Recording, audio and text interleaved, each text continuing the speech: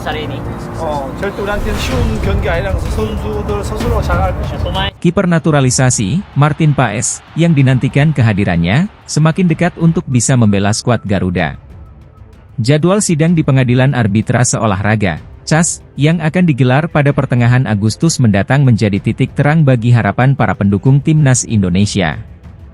Jika keputusan sidang berjalan sesuai harapan, maka Paes berpotensi besar untuk segera berpindah federasi dari Belanda ke Indonesia.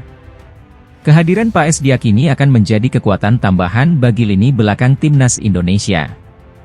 Dengan pengalaman dan kemampuannya, Paes diharapkan mampu menjaga gawang Timnas Indonesia dari kebobolan. Saat ini PSSI tengah menantikan kabar baik terkait status kewarganegaraan sepak bola Martin Paes. Federasi Sepak Bola Indonesia itu berharap FIFA akan memberikan lampu hijau bagi Paes untuk membela Timnas Indonesia. Tanggal 18 pengumuman.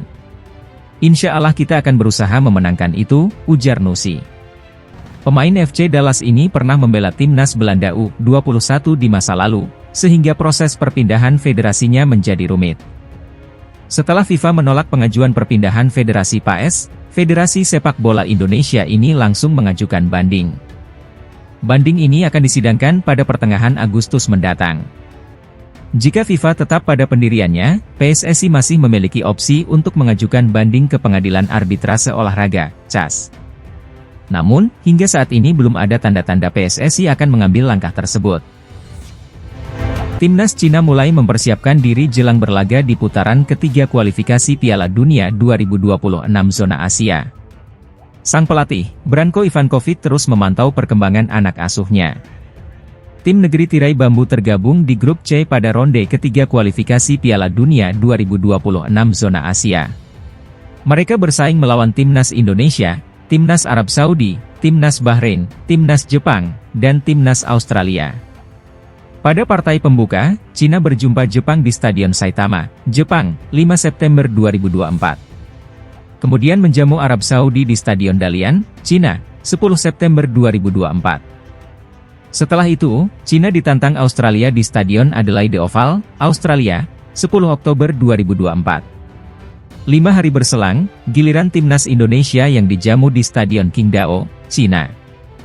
Menurut laporan media lokal Cina, Sohu, Timnas Cina bakal kedatangan amunisi tambahan pada kualifikasi Piala Dunia 2026 mendatang. Salah satunya yakni Hou Yongyong, pemain naturalisasi asal Norwegia.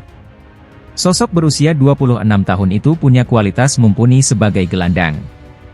Hou Yongyong, peraih sepatu emas divisi pertama Norwegia, juga terpilih. Dia mungkin menjadi mitra baru Wole. Hou Yongyong bersinar di Liga Utama Norwegia musim ini, dia sering mencetak gol, tulis Sohu. Bergabungnya dia dengan Timnas Cina sangatlah penting. Itu tidak hanya mencerminkan keinginan pribadinya, tetapi juga merupakan hasil dari upaya Ivankovic untuk membujuknya. Ivankovic memainkan peran yang sangat penting. Ia secara pribadi membujuk Hou Yongyong untuk bergabung dengan tim nasional dan bersaing dengan Wole di perempat final. Para penggemar menaruh harapan besar terhadap penampilan Yongyong dan berharap ia bisa meraih sesuatu di laga debutnya, sambungnya. Grup C babak ketiga ini, bisa disebut grup neraka karena dihuni 3 negara langganan Piala Dunia, Jepang, Arab Saudi, dan Australia. Oleh karena itu, Branko Ivankovic menaruh perhatian penuh terhadap kekuatan sang calon lawan. Tim Cina akan melawan negara kuat seperti Jepang, Arab Saudi, dan Australia di kualifikasi Piala Dunia, yang disebut sebagai grup maut, kata Sohu. Pelatih kepala Ivankovic tahu tidak mudah untuk lolos dari grup seperti itu. Ia mulai memperhatikan status pemain sejak dini dan menentukan daftar pemain terlebih dahulu. Daftar tersebut juga mencakup pemain seperti Huang Zichang, Hu Hetao, Zhang Yuan dan Han Jiaqi yang tampil bagus di Liga Super Cina, sambungnya.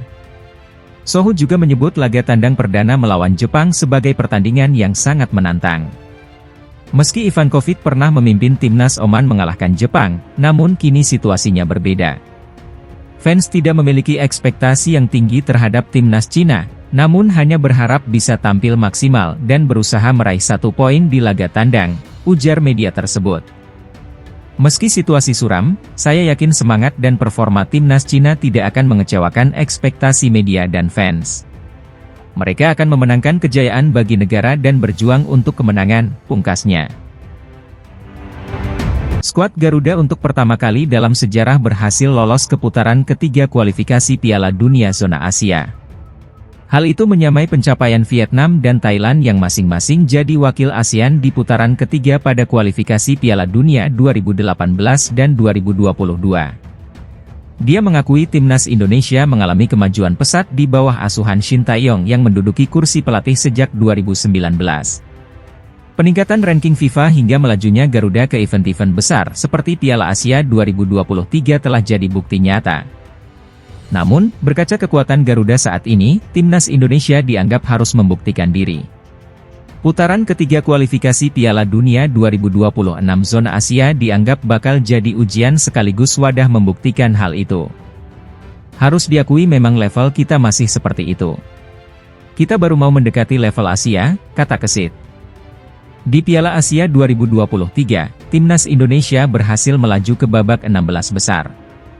Di fase grup, tim Merah Putih kalah 1-3 dari Iran dan Jepang tetapi berhasil mengalahkan Vietnam 1-0. Hasil itu sudah cukup membawa timnas Indonesia ke babak 16 besar lewat jalur peringkat 3 terbaik. Di fase gugur, langkah Marcelino Ferdinand dan kawan-kawan harus terhenti di tangan Australia dengan skor 0-4.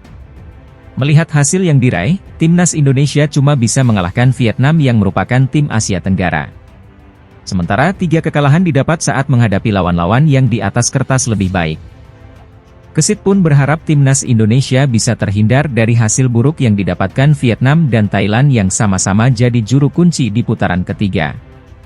Ini bisa dijadikan pengalaman juga untuk bisa menjadikan level Indonesia naik.